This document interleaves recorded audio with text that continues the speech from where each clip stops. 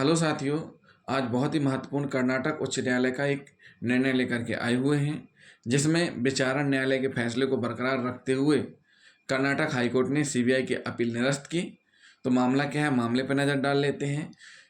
CRLA number है 1253/2011। CBI द्वारा राज बनाम चन्ना कृष्णा ASI रेलवे सुरक्षा बल मद्दूर चौकी बेंगलोर। धारा 7(13)(1)D 13(2) PC act 120B IPC।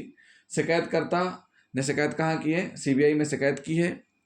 उसके बाद विशेष न्यायाधीश के द्वारा दोष मुक्त किया गया है। सीबीआई ने अपील की है। अपील पर निर्णय हुआ है 2023 में 7 सितंबर 2023 को और दोष मुक्त। मामले पर नजर डाल लेते हैं।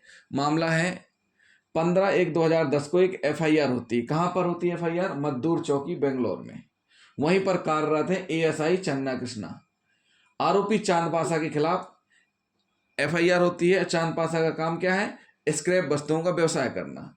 शिकायतकर्ता का भी यही व्यवसाय है और आरोपी चांद पासा की दुकान के बगल में ही दुकान है। शिकायतकर्ता जिसने सीबीआई में शिकायत की है, उसकी भी दुकान किसके बगल से है? चांद पासा के बगल से। उसी अपराध में उसे भी आरोपी बनाया जाएगा, ऐसा उसको बहकारित किया गया, ऐसे उसको बोला गया। उसके बाद उसको था कि सच में आरोपी ना बन जाए, तो उसने शिकायतकर्ता ने किससे संपर्क किया? आजाद से। आजाद से संपर्क किया तो आजाद ने किससे बात की? जो ASI है चन्ना कृष्णा, उससे बात की कि आपके पास जो मामला है उसमें इसको आरोपी नहीं बनाना है। तो कितने की बात हुई? ASI से आजाद की बात कितने की हुई? 50 में। 50 की बात आजाद ने किसको बताई? शिकायतकर्ता को, और जो कि 30,000 की डील हुई।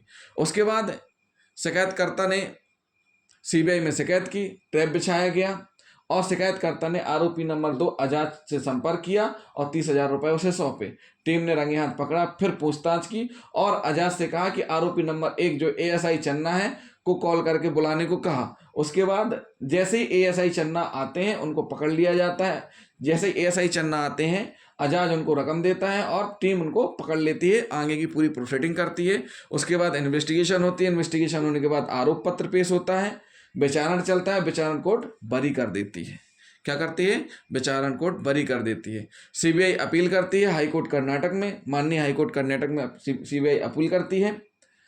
अभियुक्तों के अधिवक्ता के तर्क हैं कि एक बार जब विभागीय जांच में तथ्यों के एक ही सेट, जो आरोपी हैं ASI चन्ना और आजाद, इनके संयुक्त अधिवक्ता हैं, तो इसमें जो तर्क रखे गए हैं अधिवक्ता के द्वारा कि एक बार जब विभागीय जांच में तथ्यों के एक ही सेट और आरोपों के एक ही सेट पर बरी कर दिया जाता है, तो उसी आधार पर उत्तरदाताओं के खिलाफ अपील जारी रखना कानून की प्रक्रिया का दुरुपयोग प्रतीत होता है। इसमें भी यही हुआ। जो ASI चन्ना कृष्णा है उनको विभागीय जांच में बरी कर दिया गया। उसी आधार पर डिस्ट्रिक्ट कोर्ट में भी बरी हुए, विचारण कोर्ट में। उसके बाद जब हाईकोर्ट मामला आया तो हाईकोर्ट में भी विद्वान अधिवक्ताओं के द्वारा तर्क दिया गया कि जब एक बार बरी कर दिया जाता है तो उसी आधार पर उत्तरदाताओं के खिलाफ अपील जारी रखना कानून की प्रक्रिया का दुरुपयोग प्रतीत होता है। इसी संबंध में जजमेंट पेश किए जाते हैं।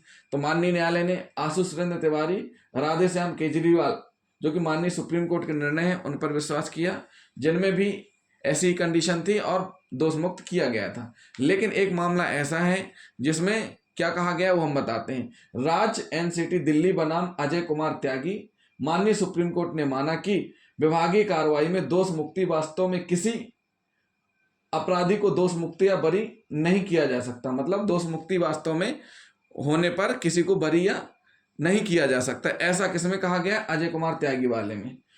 तो माननीय हाईकोर्ट ने क्या डिसाइड किया इसमें कि ऐसी परिस्थितियों में यह उल्लेख करना आवश्यक है यदि समान संख्या में न्यायाधीश वाली माननीय सर्वोच्च न्यायालय, मतलब इसमें और इसमें आशु सुरेंद्र तिवारी और राधेश्याम केजरीवाल और दिल्ली NCT बनाम अजय कुमार में जो डिसीजन करने वाली पीठ थी उसमें सभी के न्यायाधीश बराबर थे। तो यदि समान संख्या में न्यायाधीश वाली माननीय सर्वोच्च न्यायालय की खंडपीठों के दो परस्पर विरोधी निर्णय हैं, तो दो, अब ये वाला और ये वाला दोनों अपोजिट हैं। इसमें कहा गया है दोष मुक्त आशु सुरेंद्र तिवारी राधेश्याम में, और अजय कुमार में कहा गया है कि दोष मुक्ति वास्तव में किसी अपराधी को दोष मुक्त या बरी नहीं किया जा सकता। विभागीय कार्रवाई से दोष मुक्ति से बरी नहीं किया जा सकता। तो इस स्थिति में माननीय हाईकोर्ट ने क्या निर्णय लिया है? क्या निर्णय लिया कि दो परस्पर विरोधी निर्णय हैं तो बाद वाला पहले वाले पर हावी होगा।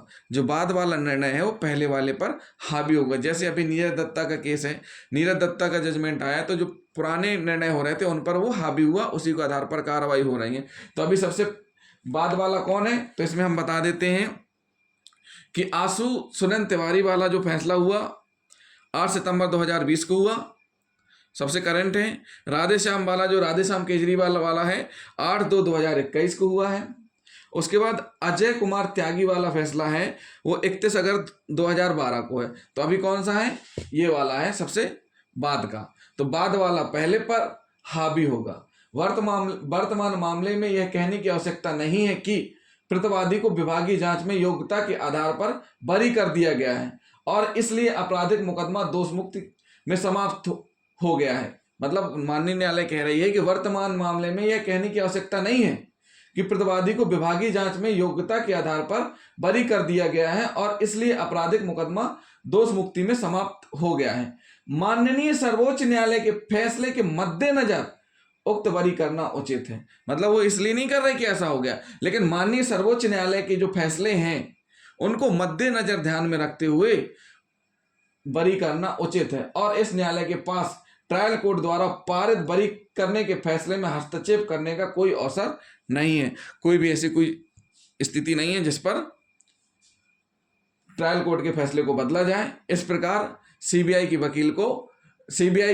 अपील को कर्नाटक उच्च न्यायालय ने खारिज की और आरोपियों की दोष मुक्ति बरकरार रखी। तो ये साथियों था सीबीआई द्वारा राज बनाम चन्ना कृष्ण मामला, जिसमें माननीय हाईकोर्ट ने अभियुक्तों को, अपीलकर्ता को बरी किया है और सीबीआई की अपील खारिज की है। तो जिन साथियों ने अभी तक हमारा चैनल सब्सक्राइब नहीं किया है तो सबसे पहले हमारे चैनल को सब्सक्राइब कर लें और साथ ही साथ बेल आइकन बटन दबाना न भूलें। कमेंट भी करें साथियों। थैंक यू दोस्तों।